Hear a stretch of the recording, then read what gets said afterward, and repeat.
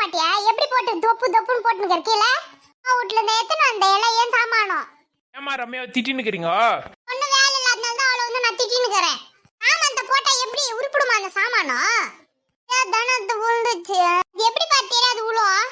சாமான் தான் தெரியாது தானே போட்டா, அதுக்கு ஏமா அப்படி கத்தின்னு இருக்கீங்க? ஆமாண்டா, நான் கேட்கறது மட்டும் தான் உனக்கு தெரியும். அவ எது பண்ணாலும் உனக்கு தெரியாது. ஆனா உன கண்ணுல தண்ணி வந்தே ஏமாத்திடுறா உன்னை. நீ ஒரு அப்பாவே அவளை நம்புறேன். போறியா இல்லையா நீ?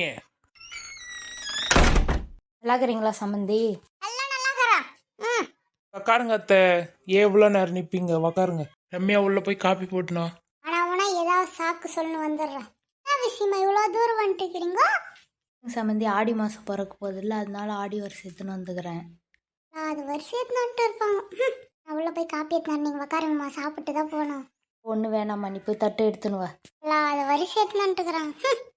இதெல்லாம் ஒரு வருஷம், இதை வேற தூக்கின்னு வந்துட்டுக்கிறான். அவளே நாங்கள் முன்ன பின்ன பார்த்ததே இல்லையா? ஏமா நீங்க இப்படி எல்லாம் பேசுறீங்க அத்தைய? இதை விட பிச்சைக்காரங்க கூட நல்லா தான் செய்வாங்க. ஏன் சம்மந்தி இப்படியெல்லாம் நீங்கள் பேசுகிறீங்க?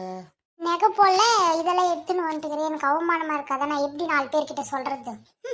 ஏத்த அம்மாவை இப்படி எல்லாம் பேசுறீங்க? உனக்கு ஒண்ணு தெரியாது, கம்முன்னு இரு. பிச்சைக்காரங்க கூட இதை விட நல்லா பண்ணுவாங்க. என் பொண்ணுக்கு எவ்வளவு செஞ்சு தெரியுமா? உன்னால் இவ்வளோதான் முடியும் சம்மந்தி. எதுவும் ஒன்றும் தேவையில்ல. அம்மா நீங்க இப்படி எல்லாம் பேசுறீங்க? நீ வாயை மூடுறா. இதெல்லாம் பேசக்கூடாது. ஒரு தவளை இது 4 பழத்தை வாங்கிக்கின்னு எடுத்துன்னு வந்துட்டுக்கிறாங்க வருஷம்னு நீ வேற கூட சப்போர்ட்டுக்கு வர. எந்த குப்பத்தோட்டிலேருந்து பொறிக்கணும் வந்தாங்களோ வேற வருஷம் எடுத்துன்னு வந்து வீட்டின்னுக்கிறாங்க. அத்தா அம்மா இப்படி எல்லாம் பேசுறீங்க?